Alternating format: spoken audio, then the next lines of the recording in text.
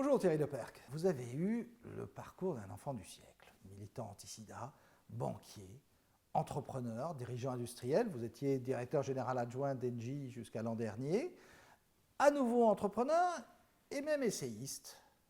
Mais pourquoi l'hydrogène est-il le nouveau pétrole? Parce qu'il faut trouver un nouveau pétrole.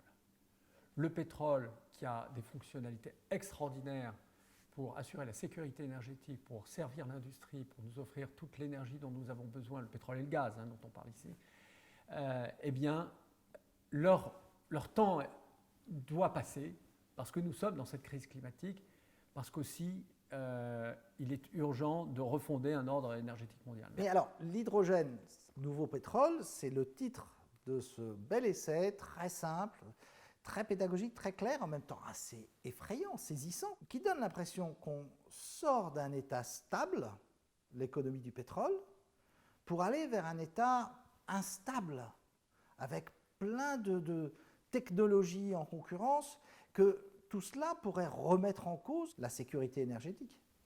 D'abord, il faut reconnaître que passer d'un état stable à un autre état stable se traduit par des déséquilibres.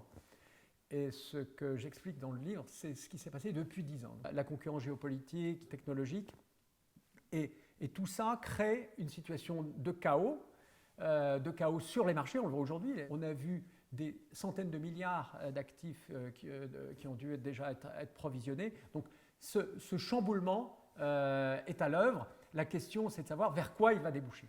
La crise que nous vivons, d'ailleurs, c'est un point très intéressant, important, n'est pas une crise de pénurie d'énergie, elle est d'une concurrence chaotique de plus en plus d'énergie. Je prends l'exemple de l'Europe.